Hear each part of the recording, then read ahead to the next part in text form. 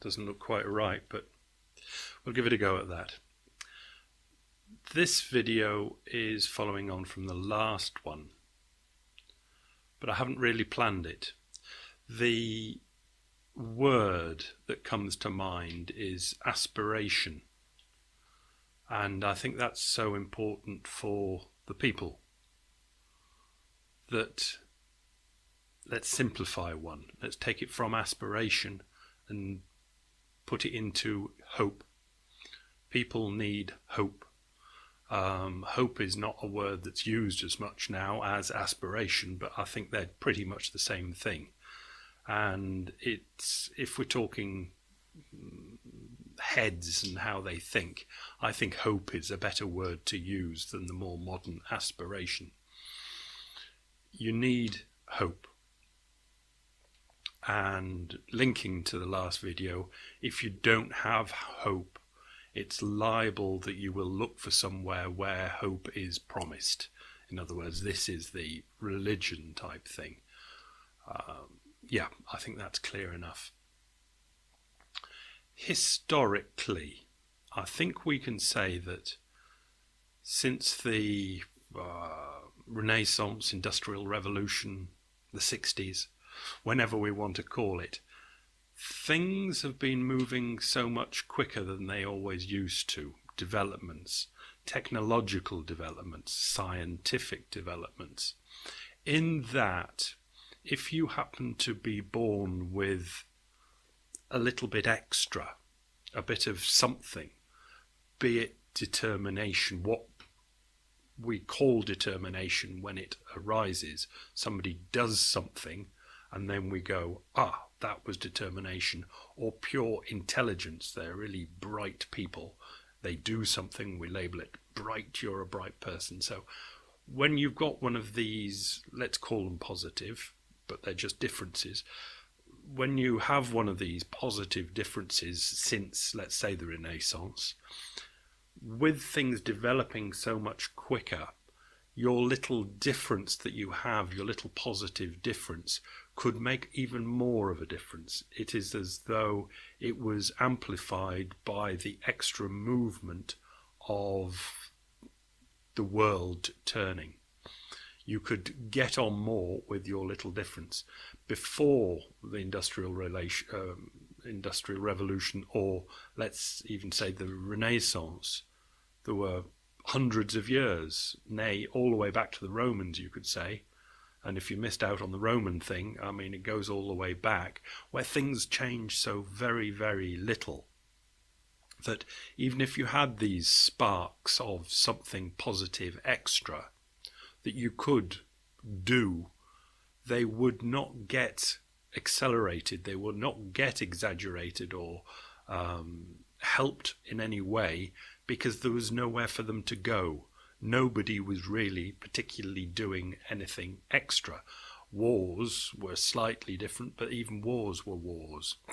But for the modern history that we have, the individual differences that people were born with and manifested, or bashed into them and squeezed out of them as youths, became more important. Now, I think I'll leave that on one side as something, because as that happened, the way we talk and think about things has changed to much more being of the individual, and these individual differences that are accelerated by the world turning. In other words, we became more individuals rather than just part of a group entity, where one, the person, where one just automatically subsumed what one was into the entity that existed, be it the family, the village, the religion, the town, the war that was going on, whatever it was.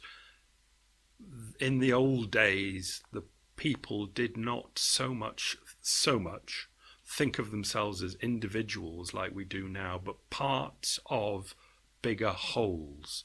They felt bigger by being part of a whole, rather than nowadays where we feel bigger when we have individually done something that we can put on our CV, something that we can really call our own. And that's the difference between then and now.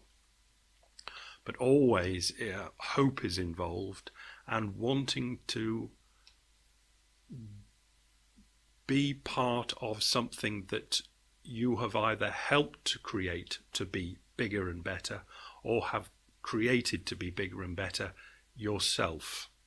I think it's a natural thing to want to do things well, and to have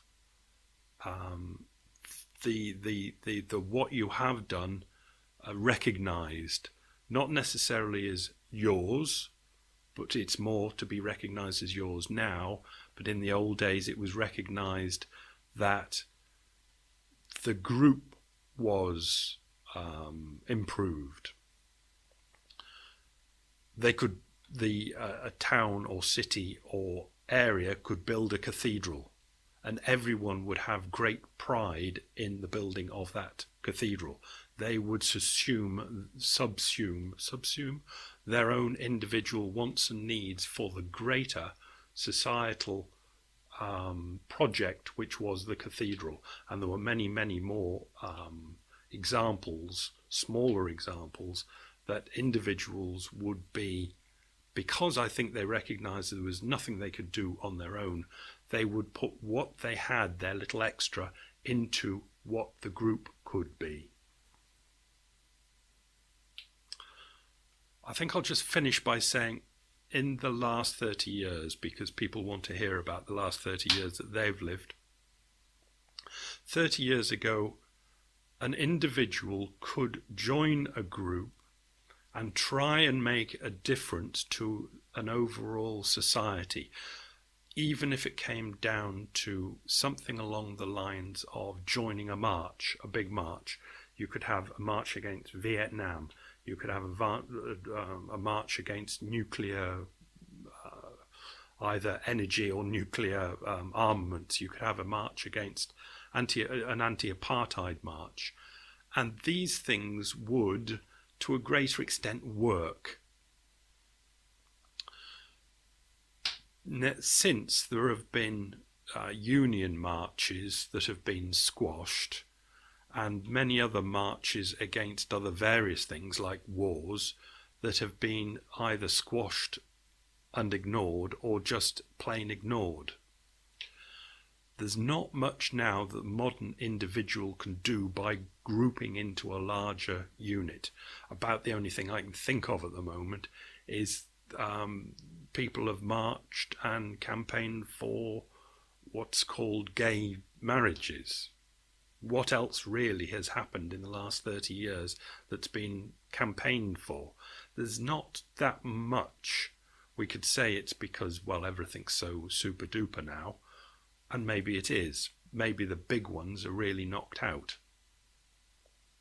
Or not. I wouldn't like to think about that.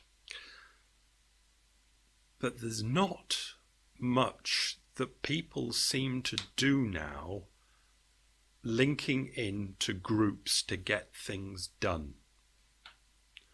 More and more people are individuals. And I think this is fine as long as their hope is rational and reasonable, and just reasonable. It can be held as a hope for what they can personally achieve in the future on their own, for themselves, and whether they want to link it to a small, very small group like a family, up to them. But basically most things are for personal gain. And where I think the trouble is coming is that hopes for personal gains are slowing down, and have really slowed down over the last 40 years. And reasonable hopes are being dashed.